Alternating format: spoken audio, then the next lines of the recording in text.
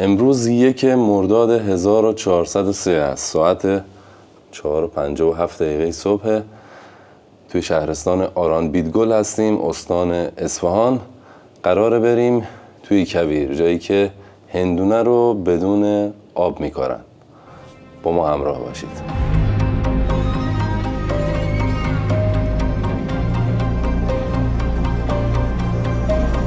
اینجوری خاک خشک رو می‌ریزیم داخل. اقامتگاهی هم که انتخاب کردیم توی شهر آران بیدگل، عمارت مهربانو، اقامتگاه مهربانو، جای بسیار زیبا و دنج. سارا هم نشسته منتظره که بریم. صبح بخیر خدمت همه. هوا هنوز آفتاب نزده، گرم شد.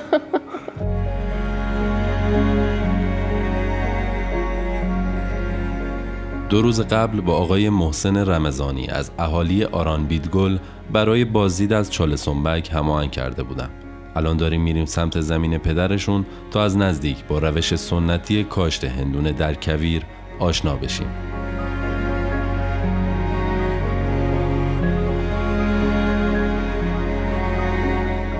شهرستان آران و بیدگل 8 کیلومتری شمال شرقی شهر کاشان قرار داره. شهری در حاشیه کویر که از نظر تاریخی هم قدمت بالایی داره، ولی امروز میخوایم یه روش کشت بدون آب رو ببینیم که حداقل 300 تا 400 سال قدمت داره و فقط توی همین منطقه انجام میشه.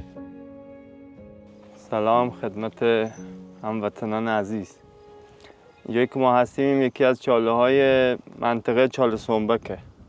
چاله سنبک در فاصله 15 کیلومتر شمال شرقی آران بیدگل واقع، جایی که هندونه دیم میکارن. بعد حدود 400 سال از روی مثلا سفرنامه ها اینا ما تاریخ موثق داریم که اینجا هندونه کشت میشده. کشت هندونه یه جور کشت منحصر به فرده. بعد هندونش هم برای امراض کلیوی و بیماری دیابت خیلی خوبه. بعد هندونش بدون نفخه. هندونه های بازاری به محض خوردنش نفخ میکنی، ولی این هندونه نفخ نداره. کشت اینجا گفتم کشتش منحصر به فرده. همه جا آب رو هدایت میکنن سمت بذر، اینجا بذر رو هدایت میکنن سمت آب. اینجا تا دهه 60 حدود 400 تا چاله دایر بوده که همشهریای من مشغول کشت هندونه بودن. از دهه 60 به این ور رها شده، حدود 10 سال دوباره مردم روی آوردن، حدود 100 تا از چاله ها دوباره احیا شدن و داره داخلشون هندونه کش میشه. دهه 60 همه ول کرده بودن؟ اکثرا ول کرده بودن، تک و توک مثلا کشت میشده. اینجا معروف به بادای خراسونی میاد که اگر که باد شکن نبندن چاله ها پر میشه، پر از ماسه بادی میشه. قسمت شمال و شمال شرقی رو باد شکن میبندن، قسمت جنوب چاله رو باز میذارن که اگه باد و طوفان اومد خاک داخل نیاد، اگر هم اینجا باشه باد بزنه ببره.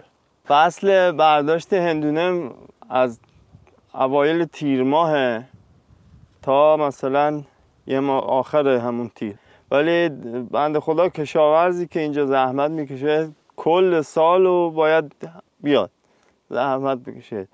تو مثلا موقع برداشتش فقط اینقدر باد و طوفان و اینا میاد، این بوتا زیر خاک دفن میشن. هر روز باید بیاد، روزی 1-2 بار باید بیاد این بوتا رو تکون بده، گرد و خاکشون رو بگیره، وگرنه بوتا خفه میشن.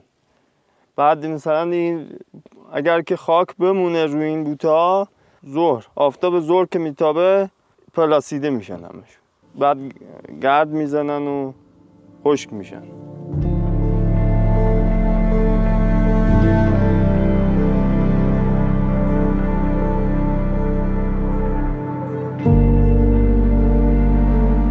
صبوری رو باید از مردم کویر یاد گرفت. از اسفند و فروردین که بذرها کاشته میشه تا حدود 8 ماه توی اوج گرما باید به زمینشون سر بزنن تا بتونن محصول خوبی برداشت کنن.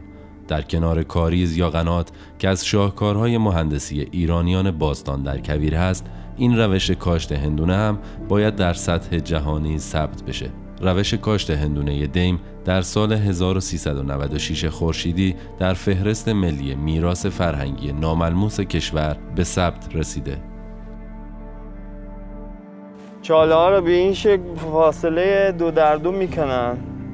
در این حد چاله میکنیم که با آب جمع بشه. الان چون هندونه برداشت شده، سطح چاله سطح آب رفته پایین تر، ولی موقع کاشت سطح آب بالاتره. به این حد که کندیم خاک خشک دور چاله رو میریزیم داخل. اینجوری خاک خشک رو میریزیم داخل، بعد کود میزنیم. این کود مرغیه، کود کفتر یا کود مرغ میزنن. خاک نمدار چاله بعدی رو میریزن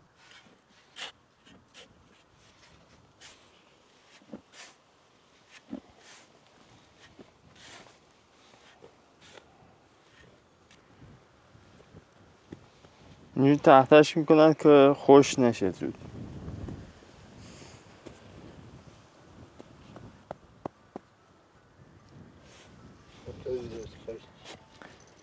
بعد مثلا یه تعداد از این چاله ها که آماده کش شد، سطحشو که آماده کردن، بعد شروع میکنن به کاشتن. یعنی همون موقع هم نمیکنن؟ نه چند تا؟ نه، یه سطحش که آماده شد، بعد مثلا یکی بعض رو نگه میداره، یکی با بیل میزنه، اینا خاکا رو کنار میکنن. خب الان آماده شد مثلا سه چیز کاشتن. چه کاشتن؟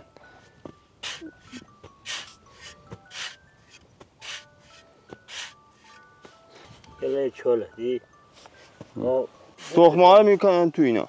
تخمه چی میکنیم خودش که از یه 2 تا میزنن، از یه 3 تا میزنن. یعنی تخمه میپاشیم و روشم همین خاک نمدار رو میپاشیم و تمام. سر 4 و 5 رو سبزه.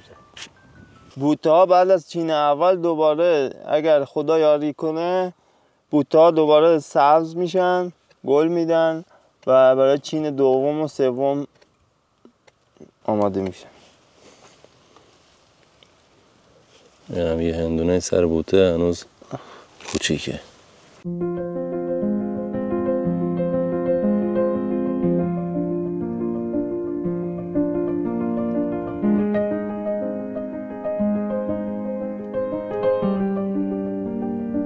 عمل آوردن این هندونه توی این منطقه کار خیلی سختیه و هر کسی از پس این کار بر نمیاد. خود آقا محسن زمینی داشتن که به دلیل همین سختی ها رهاش کردن. حداقل سن کشاورزای اینجا 45 سال هست. فکر میکنم در آینده مثل خیلی از شغلهای قدیمی دیگه این روش کاشت از بین بره. البته امیدوارم که این اتفاق نیفته.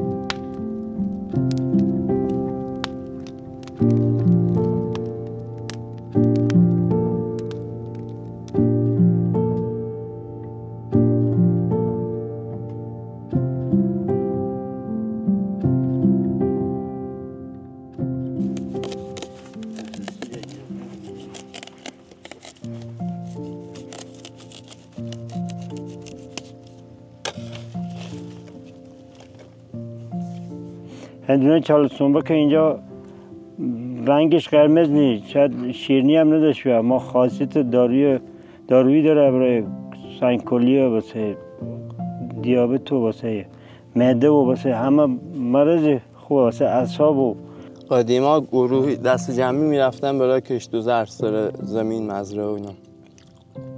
بعد مثلا چاهاش دیگه یکی رو میفرستن برای چایی دم کنه برای صبونه. میره و سر زور میاد، بهش میگن چی کار کردی چایی رو؟ میگه من چایی دم کردم، درست کردم، صبونه آماده کردم، هر چی صداتون کردم نیومدی. موقعی که نشسته بوده به چایی و صبونه گفته حسن، حسین، جعفر، تقی، بیایی چای بخورید. داد بدونه میگه این همه صدا دو زدم هیچ کدوم جواب ندادی، منم خوردم اومدم.